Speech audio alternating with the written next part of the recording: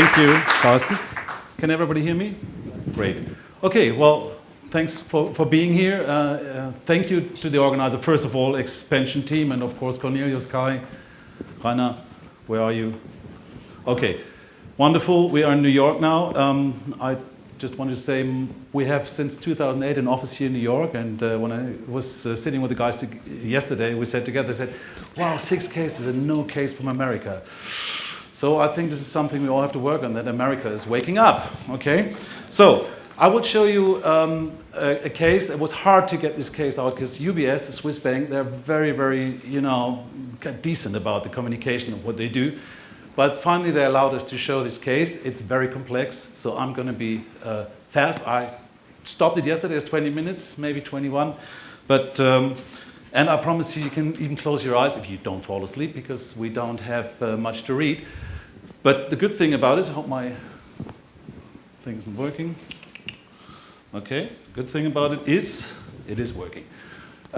First of all, there was a mission statement. It was said, wherever UBS is heard, it sounds like UBS. This is how we started the whole thing.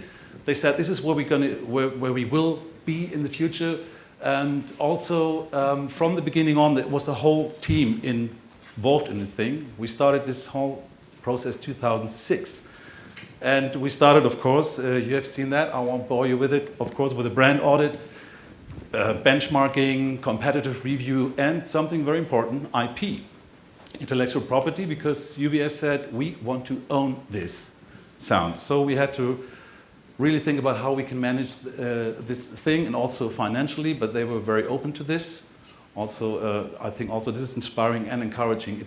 If companies really want to own something, I think they will also pay for it. Of course, we had to extract some brand values and go into it, but the same thing, I just maybe spot a light on 3 things: clarity, truth, and performance.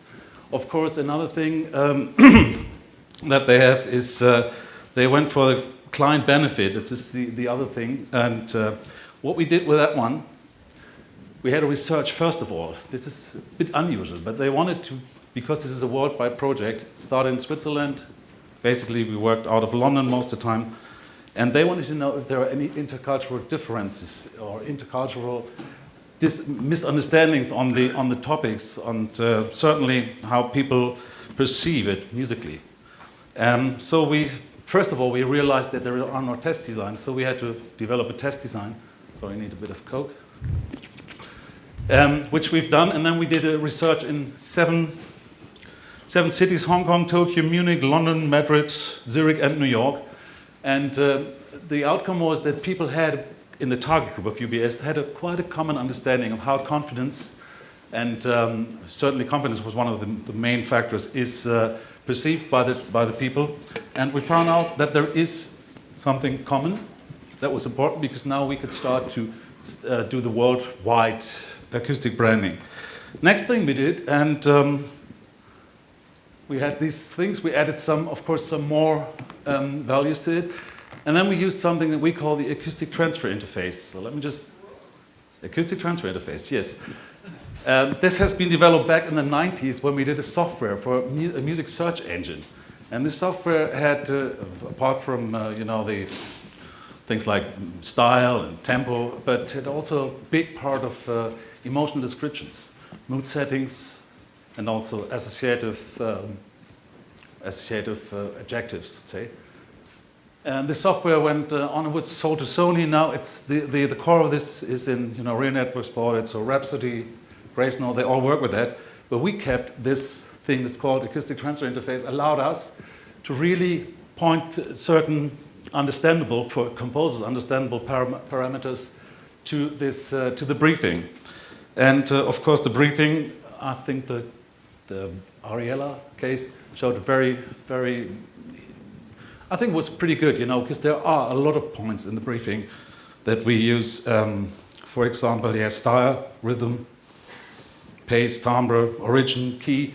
You have seen that because they all add a little bit to what we want to do. So it needs to have a certain tempo, it needs to have a certain melodic scheme to fulfill all the demands of for a sound identity. So we're still in the genesis, and there was something else. And I want to show you one part of this, because we had, there were two parts in the sound identity. And let me play the first part.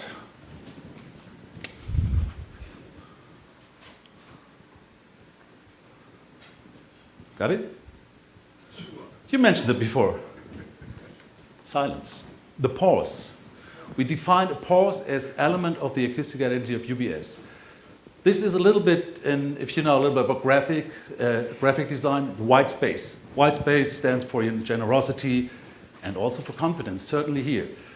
For the logo, we use a pause in the end, for at least for a 3/4 of a second, which means no spot, if it's in a row of spots, there's no spot that cries in, it's always like a breathing out after the spot.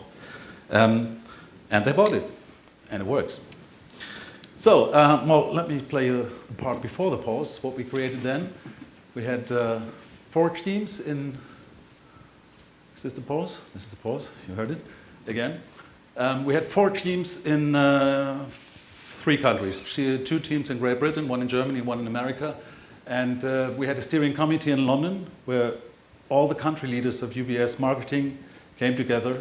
Even the CMO was there, where we decided which theme is the one that conveys the brand values best. And yeah, the decision was this one. How we have sound doing. This is not a pause. So that became the logo, but also the brand theme. And with this genesis, we come to the next part, and I have to be very fast because we did so many things on this one, is the living the brand. So after that, of course, we had to have different adaptations. First, in this stage, there was a new TV campaign. So we started to embed it in the TV campaign. Listen to that one. Oh, look at this. I think it's with picture. At UBS, financial solutions come from listening very carefully to what our clients say, but even more carefully to what they don't say. You could call it the commitment to understand. We just call it you and us. You and us, UBS. All the campaign, they run for 2 years. It's, it's been also a challenge there to find the right voice profile, because this is the other thing. The voice we hear, we talked about it many times today. When we are on the phone, this example, when you speak with somebody on the phone you don't know, you immediately form a picture. For brand, we can steer that. We can really define what kind of picture it should be. So there was a complete process of profiling the voices. And I will not bother you with the process, but I will show you the results. Here, next thing is the voice profile in, I think, 4 different languages, such as Portuguese, I think it's Portuguese, I hope it is. You will correct me if it's not. Chinese, English and German. And Welcome to UBS. 欢迎致电 UBS. Bem-vindo ao UBS. Willkommen bei UBS. Zurzeit sind alle Mitarbeiterinnen und Mitarbeiter besetzt. Bitte haben Sie einen Augenblick Geduld. Wir verbinden Sie so schnell wie möglich.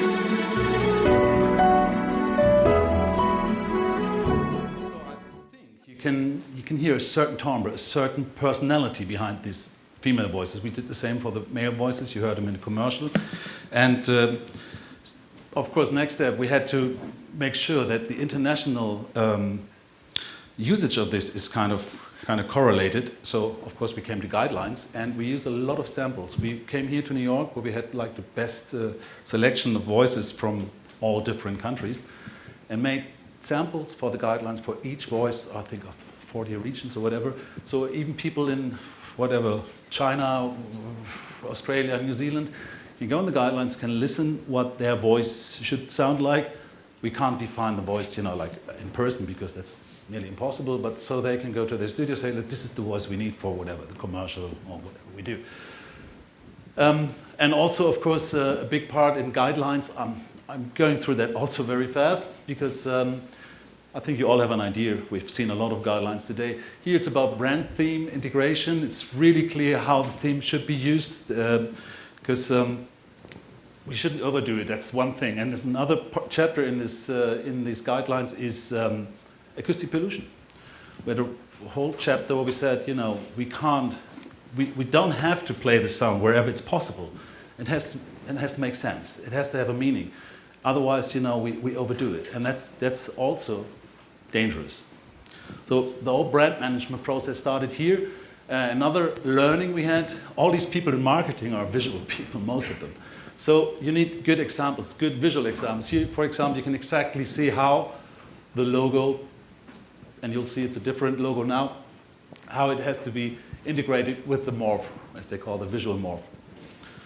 And the next big thing, and I can just underline it again, is training. We had worldwide training for all employees at UBS, 2,500 people in marketing all over the world, being called in for sessions like 1 or 2 hours, a bit longer than what we do today, and been explained to them why we do it, how we did it, how we extracted the brand values, how we came to this sound, and why it conveys the brand values very well.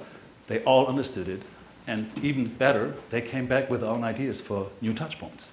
Because yes, they're inside the brand, they know exactly what's going on, and for example, they had came up with roadshows. UBS, as a bank, has many roadshows where they invite people to show them the latest financial solutions, whatever. And of course, this is in a reception, though, like here, and now they play music. They play music that fits the brand. So this is a little bit about how we live the brand and how we manage it, but of course, it goes a bit further.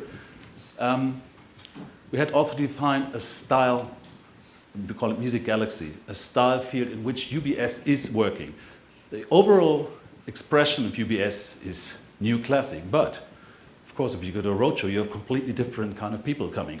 So first of all, this is where UBS is.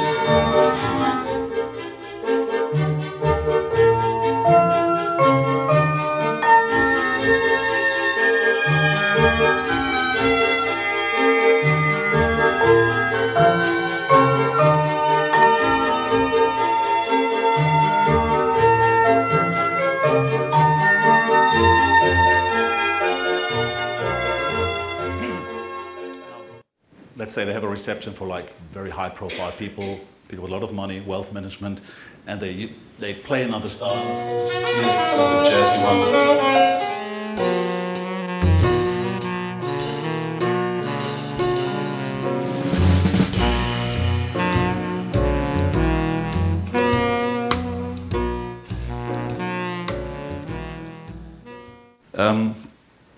The thing is that we told them the essential elements shape the acoustic identity and incidental elements add flexibility, and that was also important to them.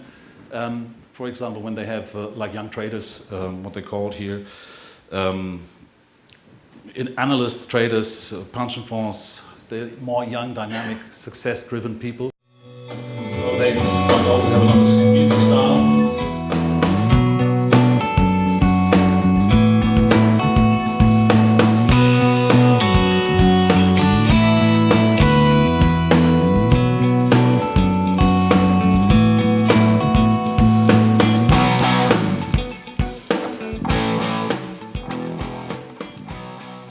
So, yes, but there's not much. I mean, this is basically the world. It's like we don't use techno for UBS or like certain electronic music. Of course, a little bit of chill out is in there, but I won't play it all now, because the next thing we did, if we have these many people worldwide working with music, how do they get access to the music? So we started to do something the equivalent to databases for pictures. Most big companies have databases for their world, for their pictures, for their visual identity. So here we started a database for the acoustic identity. It looked like this, and I told you a little bit about the acoustic transfer interface in advance. Back in the 90s, we developed this search engine. Of course, that helped us a lot to do this, because here people can go in, search for a certain occasion, for an appliance, for an application, or just search for a certain mood, and can make their own playlists, downloaded it, and if they have an event or something, a reception, it's the right music there, and they're sure they meet the right style for their clients in this occasion. It's a very, very fun tool. I'd love to go online and play with you because it's, I mean, some of you might know Pandora or something. I tell you, it's more fun to play with that because it goes much deeper. You can really go in certain moods, tempo, and then adjust it and find really nice tracks. 400 tracks already in there, all branded. So UBS really took it to a level that I wasn't expecting when we started. It is a really, really nice thing, and it's a nice tool. And people using, we are of course still managing this database, so we see how well it's received worldwide. People really use it a lot. And it saves them also a lot of money because most of the rights are already pre-cleared. That's also important because, you know, dealing with music sometimes can be quite hard. But here they know exactly, okay, IP status, checked, we can use it. So, now it changed a little bit. UBS changed their logo just about like a year ago. From you and us to we will not rest. There was a slight change in the brand values, but we checked it and tested it also worldwide. It didn't affect the music. It was still the core brand values that were conveyed through the music. And yeah, new frontiers. We have, of course, many touch points. I don't want to bore you with that too, because you know all that is nice sounds for podcasts. We have, of course, on the internet things. We have shut down and start up sounds for the computers when they do personal presentations. It sounds like UBS. TV commercials, image films, whatever. I want to just shed a light on two things. One is, with music and sound, we have more than just identifying brand. We can do more. We can also connect the brand to positive brand experiences. The question was for a bank, where do you have a positive brand experience? Where? When you get the money, cash. Yes, exactly. So what we did, the ATM. Thank you for using UBS banking service. So you got your money. You go away. It's not, you know, we don't want to play you something. It just follows you, but it follows you together with a, let's say, positive brand experience. The only one you have, or not the only one, but one of the obvious ones you have with a bank. Of course. Well, let's say if your credit card doesn't come back, we play only the second part, the pause. Okay. We don't play it. And also shed a little light on an ongoing project we're just doing, and this is the branches. 300 branches in Switzerland. And they all have a vestibule. So you come in, door opens. Oh, shouldn't do that. So you come in. And you hear that sound. That's nice, it's welcoming. Same we do at the ATM. But then there was another challenge for us because these days architectural work is hard materials. Stone, glass, transparency. Here it's like this is the counter. It's not like in earlier days where you have your own little booth. No, it's all very transparent. The problem is, first of all, the sound atmosphere in the room is harsh. It's not very nice. So we said that was the first job we said to do. Said, okay, let's create something that makes this room, or that gives the room another feeling, a more open, wider, and relaxed space. What we did here, we created soundscapes. Soundscapes that we have. I don't know how many, like 30 or 40 speakers in there. You can't see them in the ceiling. Somewhere in here, speakers that are hardly not you can't see them. But the funny thing is, and you hardly can't hear what's coming out of them, because we left all this slightly below detection threshold. Not like in the vestibule where you hear the welcoming. That's intentional. Here we said no. We don't play them music like in the supermarket next door. No. We want just to do, and we call it acoustic room conditioning. So what happened is you don't hear the sound completely, but there is something, and the room feels different. And we were very curious because it was very theoretically, this is why I have this Coke, theoretically better. In the beginning, But what happened is when that was, of course, the test design that we did, and then the CEO, the now former CEO, Mr. Grübel, the whole team came in. They had like 4 branches, and only one had this acoustic room conditioning. And immediately they were in there. Even the architect, who knew what we did, said, what's going on here? It's different. We have a different feeling here. Although they couldn't really spot the sound or the music, but it did a lot. And of course, the whole thing had a bit more of a multi-sensory approach. We worked together with a very, very good company and also created a scent, not a scent ID for UBS, but a scent that also fitted the room and made this whole, also not a scent that you go, it's whatever, citrus or whatever. No, it's decent, it's very decent. Even same thing, like nearly below detection threshold. And altogether that worked very well. And now we're doing like 300 branches. It's an ongoing project. And this was very fast. I think I'm pretty much in my 20 minutes. Am I? Very good. So then for the last thing, this is a statement which is now written in the guidelines, and now you have to read something. That's the audio. Well, can you read the last? Yes, otherwise I read it for you. If not, you have to go to the eye doctor. So, and that's written down in the UBS calendar. I think it's very encouraging because they work on it, they do it, they spend the money, and as I said, wherever UBS is heard, it sounds like UBS. And that's what we did, and it's an ongoing project. We work on a retainer base since 2006 with them, and we're looking forward to some great new projects. Thank you.